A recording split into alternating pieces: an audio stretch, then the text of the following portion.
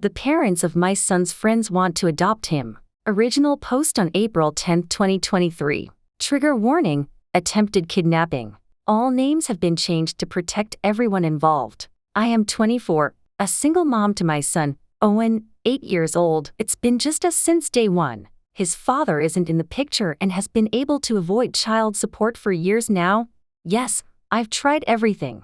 My own parents disowned me. I had to drop out of high school and have worked a myriad of jobs since then to keep us afloat. We aren't on the poverty line by any means, but we definitely live paycheck to paycheck, in a one-bedroom apartment. It's not ideal, and I hope within the next couple of years, we'll be someplace bigger. For now, it's our situation. I've raised Owen to know that money isn't everything. We may not have a lot, he won't always have the newest this or that, but we have each other. The two of us are very close. He has never gone without the basics, but I admit, he doesn't get a lot of fun extras. I try to save a little here and there to make birthdays and holidays fun, but it's still never anything glamorous, and I think Owen was fine with that. Until recently, anyway. In our area, all the public schools are based on a lottery system, so your child has a fair shot of going to any of them, so long as you put in their name. Our neighborhood school is not great and in a pretty crappy area,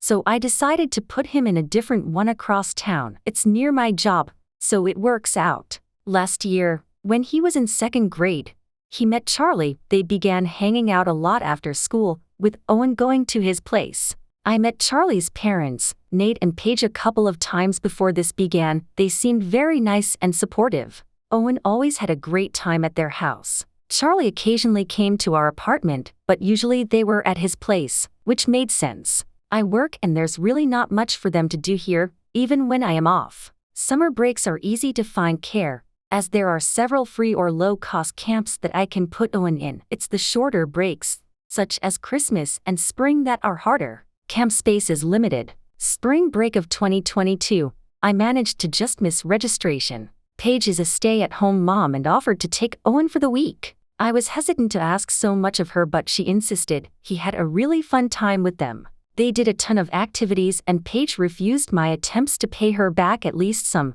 I couldn't afford all. I admit, I did feel a tad uncomfortable with her spending this much on my son, but at the same time, I didn't want to deprive Owen of this stuff. Summer came, and while I did get Owen into camp, he spent a ton of time with Charlie as well. He ended up going on vacation with them. I was again very hesitant, but the experience was something I could never give Owen, and it wasn't too far away. He had a blast. I kept telling Nate and Paige that there's no way I could ever pay them back, and they kept insisting that they loved having Owen around.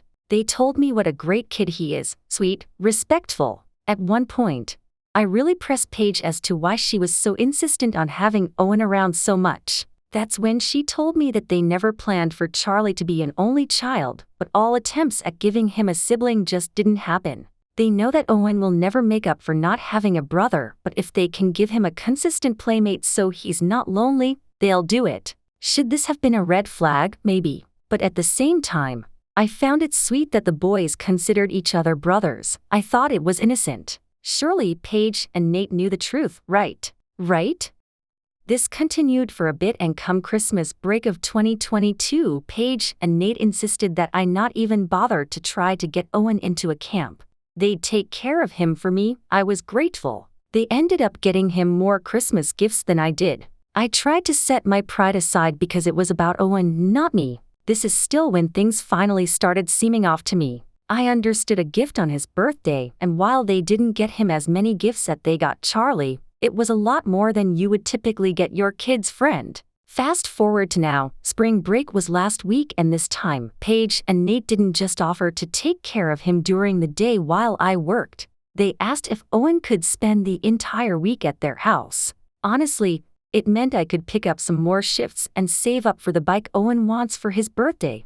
So, I said yes. I went to pick him up on Saturday afternoon. The kids were playing out back, so Nate and Paige asked to talk to me. They sat me down and said they love Owen and he's always such a joy to have. I thanked them profusely for all they'd done for him. Paige suggested that Owen stay a little longer. I pointed out Easter was Sunday plus school started up on Monday. They said they could take him to school. I felt weird and said, No, it was time for Owen to come home. That's when Nate suggested that Owen stay with them long term. I could still see him, but they would take care of him. I thought they were joking and said, "Like what? You'd be his guardians or something?" They got quiet and the reality rushed over me. I pointed out that this wasn't a movie, they can't just get custody. They started spouting some legal stuff about how I could assign them as guardians and they would help make this transition smooth. They told me to think about Owen and what's best for him. I told them there was no way in hell I was going to give up my son. I grabbed Owen and we left. I've blocked their numbers. Owen has no clue what's going on. I'm keeping him home tomorrow and took the day off work to figure some stuff out. Legally, they can't take him, but now I know what they want and I'm terrified. I don't want him going back to that school. Do we move? I'm so lost. And I feel so stupid because looking back, all the warning signs were there. I know Owen is going to be devastated losing Charlie, Paige, and Nate. How am I ever going to explain it to him? Update. Later on that day, Post won't let me update directly, so here it is in the comments. Update. There's no way I can respond to everyone, so I just want to say thank you for the advice. While I understand those saying they potentially meant well and weren't trying to be offensive, it's still a risk I can't take. It's not like they offered to take him every so often. They wanted him full-time, permanently. To those who said I should just let them, please pass me whatever drugs you are on. I will never give up my son. Do we have the newest this or that? No. We have our needs met. I love my son and I am not letting him go. As for everyone else, I took your advice and reached out to the school. I told them that Paige and Nate are no longer allowed to pick up Owen and explained I do not feel safe with them around each other. They understood. There's not much they can do outside making sure they never pick him up. It's too late in the year to move classes, but next year, Charlie and Owen will not be in the same class. I notified the police, but again, they can't do much. We have zero in writing and a simple request to have my child isn't really breaking any laws. Unfortunately, all I can do is hope they don't try anything. I still haven't spoken to Owen. I think it's fine if he talks to Charlie and plays with him at school, but I have to find a way to explain why they can't have play dates or sleepovers, as well as to never to go anywhere near Nate and Paige. I guess that'll come in time. I'll update again if anything happens. I'm hoping this is the end. As some of Nate and Paige's defenders said, they did take my Noel, so hopefully they realize how totally out of bounds they were and leave us alone. Update the 2nd of April 2023. Monday night. I talked to Owen and explained that Nate and Paige were not safe. He was confused and I explained that they wanted to take him away from me. I think it spooked him as he started crying, saying he didn't want to leave me and he didn't want to see them again. I held him and assured him he wasn't going anywhere. He understands he is never to go anywhere with them and that the school is taking measures to protect him. I said he could still talk and play with Charlie at school. He said he doesn't want to. I was honestly worried he'd hate me, but you all were right. Telling him the full story made him realize how serious it was. He understands the gifts and trips will stop and says he's alright with it. Also, I wanted to address one last thing. I've gotten a few people offering me money or gifts. Please do not do that. I am very appreciative, but that was not the purpose of this post. If you wish to do something, donate to your local shelter or other charity. Owen and I are not in need. I'd rather see it go to people who need it. I didn't see Nate or Paige at drop-off, nor have I gotten any contact, but then again, I did block them everywhere. Thank you all for your help. I'll update if anything else happens. Hopefully it won't. Update on April 14, 2023. I have tried to post this update in True off my chest, but it keeps getting auto-deleted. Since I have so many followers, I figured I'd update here and hopefully it gets around. Well, what everyone feared would happen did. Tuesday, he returned to school. I told him he could still talk with and play with Charlie. I was hesitant to drop him off but figured you can't live in fear. Most afternoon, my son takes the bus to a local rec center for aftercare. I had already told the school everything and that Nate and Paige were not to pick Owen up. I managed to call and even make sure he got on the bus. Aftercare was also made aware of the change in pickup list. Well, a half hour later, I get a call that Paige had tried to pick up my son. The front desk refused to release him. Didn't say why, just that she was no longer on the list. She wouldn't leave and the police were called. She was escorted out of the building. While she wasn't brought to jail, there is a police report and I am using this to go to court and get an order of protection. Paige and Nate are also banned from the rec center, so if they do show up, they will get arrested for trespassing. The police are working on ways to protect us and the local social services office has been made aware of the situation, so should they try to make a claim, they're aware of the situation. Am I the a-hole for disinviting my sick grandmother from my wedding? I imagine I'll likely be verbally eviscerated by the internet masses, but I do have some explanation. My grandmother is my only living grandparent.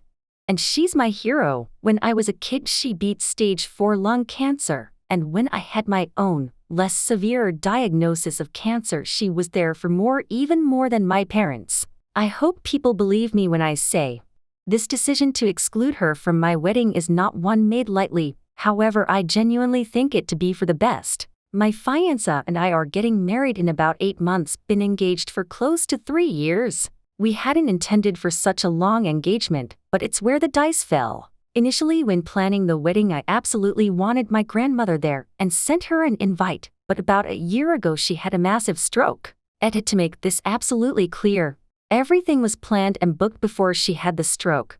She's 90 years old and the family was kind of astonished she even made it. However, she's been in really bad shape since then. On her good days, she still needs a walker to get around, though oftentimes requires a wheelchair. Unfortunately, our wedding takes place in an old historical location that is not wheelchair friendly. The ceremony space is quite a walk across a field from the reception area. All in all, not very suitable for my grandmother in her current state. I tried to see if we could move the venue, but the wedding was already paid off and the contract states we can't get a refund if we choose to cancel. So moving locations, we'd be out $20K. We're paying for the wedding ourselves and scraped together every dime we had to pay for it. So this isn't a hit we can financially bear. It broke my heart immensely coming to the realization my grandmother couldn't be there.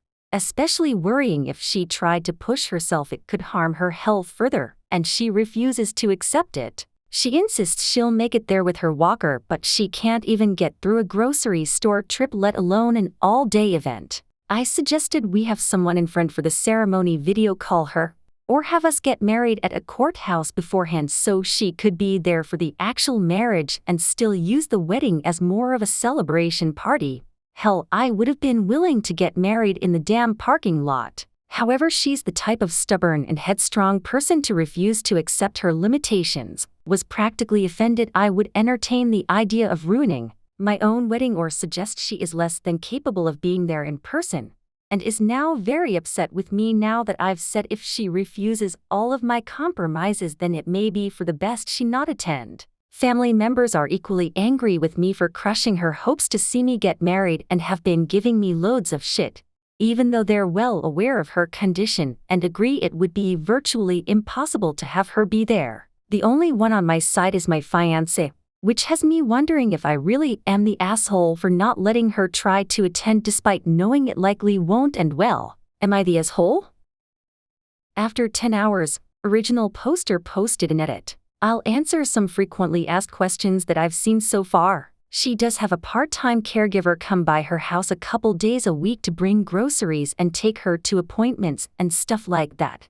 However, she's kind of a small lady herself and isn't even available the day of the wedding. We've looked into hiring renting assistance of any kind, but we've put almost all our money towards the venue, which my parents insisted on for a centralized location. They've been taking control of the wedding and I don't have the best relationship with them, but that's more than I can get into with the character limit. And it was one of the most affordable. No one in the family has yet to volunteer to help either physically the day of or financially, so we're pretty much on our own. My main concern comes from her potentially pushing herself too hard trying to get around, which has happened after the stroke and put her health at further risk because she's tried to continue living as she did before the stroke and has been hospitalized for it.